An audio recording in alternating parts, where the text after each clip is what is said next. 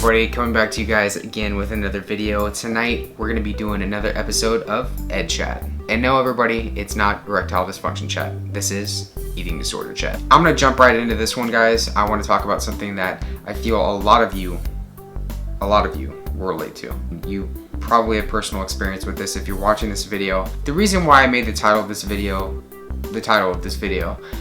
is because I came across an article, I'm going to say about a year or 2 years ago, and it really hit me. It was one of those things that you read and you go, holy shit, I can totally relate to everything that's being said here, and I can totally apply it to my life. It's what happened to me. It's on a website called JCD Fitness. I'm going to put it in the description below. You all can go check it out. It's essentially called the former fat boy syndrome. So guys, I get a lot of emails. What's typically said in the email, and this is pretty general, but for the most part, this, like I said, can apply for men and women. Most of these individuals start at really high body weights, and they don't even have to be really high body weights. They can just be chubby, they can just be a little bit overweight, but then they end up getting teased, they get bullied, something ends up happening in their life, and they end up spiraling downwards. They feel like they need to lose weight in order to be happier, in order to get those negative comments, those bullies to stop teasing them. They feel like the weight loss is going to solve their life issues. Stuff happens, therefore they go into a weight loss phase, they go into restriction, and then they get to an absurdly low body weight, and that's where things really start to get out of whack.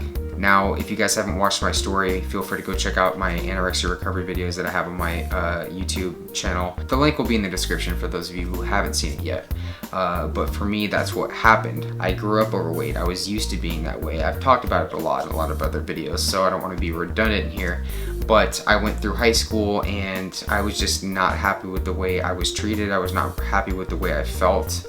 I felt like the weight loss would help me, and I felt like it would create a better sense of identity for me if I did it. So the weight loss happened rapidly, very, very rapidly. Essentially, I lost about 60 to 70 pounds very rapidly over the course of a summer into the next school year.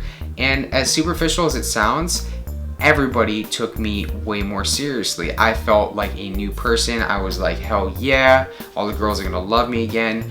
And I came back to school after the summer and I had zero confidence at all. I didn't laugh at anything. I felt cold all the time. I was just not a fun person to be around. When I came back, I got a lot of these types of reactions. And chances are you probably heard them a lot too if you went through rapid weight loss. Damn, I barely recognized you. What kind of diet did you go on? I want to be on that one too.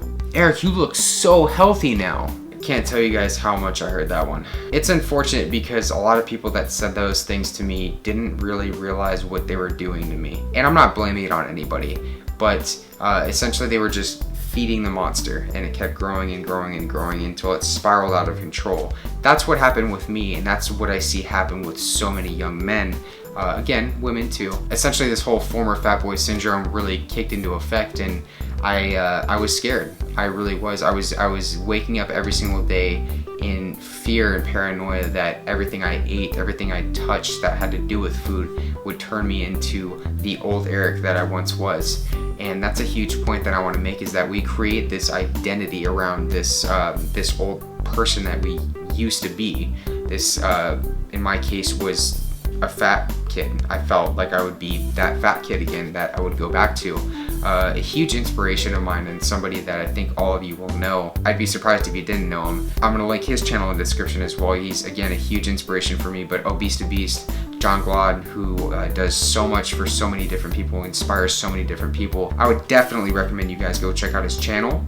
Go check out his videos. He just has so much out there, and he's going through contest prep right now, and just seeing the confidence that he has with the loose skin, with his story, with what he's been through. I can't say enough for him, and just what a genuine guy he is. And yeah, definitely go check out John. Definitely go check out John's channel if you haven't already. So getting back to my main points here, guys, is that former fat boy syndrome is it's obviously not a real definition. It's not something that's a clinical term or anything like that. But it's obviously not a real definition. But the huge thing here to realize is that you really have to be rational. You have to be realistic.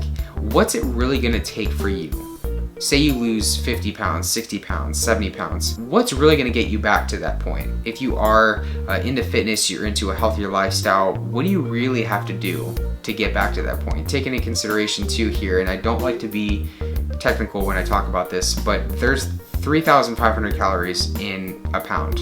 Like you realistically, you have to eat that much in a caloric surplus in order to gain that much weight again. So do you really think that, I'm not gonna do the math here, feel free to do the math yourself, but eating that much food, like constantly, like you have to constantly, you gotta do a lot of work to eat that much food to get to that point again in your life. So that's my main point here, is that you need to be realistic. What are you really gonna do? Another very, very common thing is I see a lot of young men tell me that they want to, I want to bulk again. That's essentially what I did too, is I was going to gain weight again. I was going to get muscle. I was just going to, I was going to take things slow. I was going to be gradual. I was going to be very, very slow. I was going to go on a lean bulk. And that's pretty much actually every person that comes to me with these emails that they want to go on a lean bulk. Don't get me wrong, guys. I totally advocate for gradual bulking, if you want to call it bulking.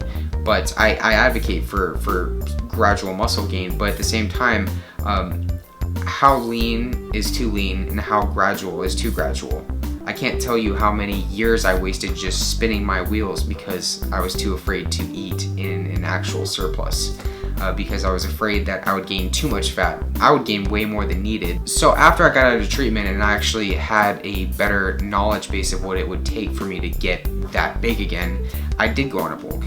I did gain a lot of weight. I did gain fat. I gained also a lot of muscle. And that's what a lot of people don't realize too, that go through this, is that your body, you have the capabilities of turning that off. Surprisingly enough, I felt that I needed more calories with less activity to gain more muscle. And then when you do put on that muscle, you need to sustain it. You need to constantly be eating more food in order to keep that muscle mass. And that's the cool thing about this that a lot of people, again, don't realize, is that if you like eating, if you like, eating a lot of food, this is great because you get to really explore that. That's another thing that I obviously loved, is I loved eating more. I loved being able I love being able to fuel my body, and I love being able to keep my muscle mass. I didn't get back to the 230 pound Erik that I once was when I was 15 years old, but I did get over 200 pounds, but I had that intuition to know that I have the rest of my life to lose weight.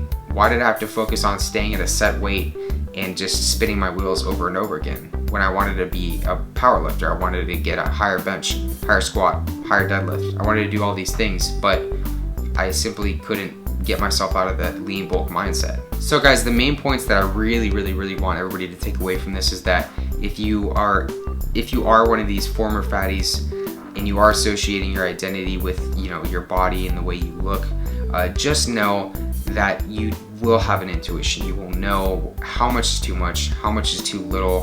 That's the biggest thing with this, is that you're not gonna let it spiral out of control. You just have to be consistent with it and give it a shot. See how it feels to really just take a week, 2 weeks, and just consciously eat a little bit more.